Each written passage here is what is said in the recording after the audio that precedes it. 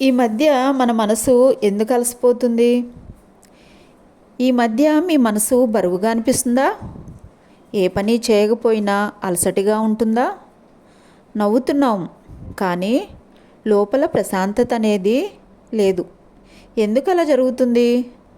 అసలు అలసట శరీరంలో కాదు, మన మనసులో ఉంటుంది. మనసు అలసిపోవటానికి పని ఎక్కువగా చేయవలసిన అవసరం లేదు. ఆలోచనలు అనేవి ఎక్కువైతే చాలు. ఎవరికీ చెప్పని బాధలు, లోపలే దాచుకున్న మాటలు మనసును నెమ్మదిగా అలసిపోనిస్తుంది. పోలికల వల్ల వచ్చే అలసట. ఇది ఎలా ఉంటుందంటే, ఇతరుల జీవితం చూస్తూ ఉంటాం కానీ మన జీవితం తక్కువగా అనిపిస్తుంది. వాళ్ళు ముందుకు వెళ్ళినట్లు మనం వెనుకపడ్డట్లు మనసు మోసగిస్తుంది. కానీ నిజమేంటంటే, ప్రతి ఒక్కరి ప్రయాణం వేరువేరుగా ఉంటుంది.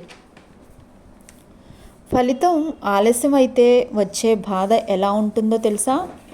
నువ్వు ప్రయత్నం చేస్తున్నావు కానీ ఫలితం కనిపించటం లేదు. అది నీ తప్పు కాదు. కొన్ని విత్తనాలు మొదట లోపలే పెరుగుతాయి, బయటకు రావటానికి కొంత సమయం పడుతుంది. అలాగే మనసుకి విశ్రాంతి ఎందుకు అవసరం? అసలు శరీరానికి నిద్ర ఎంత అవసరమో మనసుకి నిశ్శబ్దత అంతే అవసరం. ప్రతిరోజు బలంగా ఉండాల్సిన పని లేదు. కొన్ని రోజులు అలసిపోవటం మనిషి యొక్క లక్షణం. దేవుడు ఆలస్యం ఎందుకు చేస్తున్నాడు? ఎవరికైనా తెలుసా? దేవుడు నిన్ను నిర్లక్ష్యం చేయడం లేదు, నిన్ను సిద్ధం చేస్తున్నాడు. నీ ఓర్పు పెరిగే వరకు, నీ బలం బయటపడే వరకు ఆలస్యం జరుగుతుంది. ఈరోజు మనసు అలసిపోయిందంటే నీ జీవితం ఆగిపోయిందని అర్థం కాదు. నువ్వు బలంగా మారే దశలో ఉన్నావని దాని అర్థం. ఈ మాట నీ మనసుకు తాకితే నీవు ఒంటరివే అని అనుకోకు. నీవు ఒక్కడవే కాదు. సో మరి చూశారు కదా,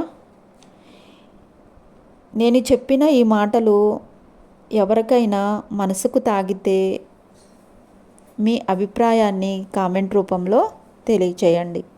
ఎవరైనా నా ఛానల్ని సబ్స్క్రైబ్ చేసుకోకపోతే శారదా స్వీట్ హోమ్ ఛానల్ని సబ్స్క్రైబ్ చేసుకోండి. Okay friends.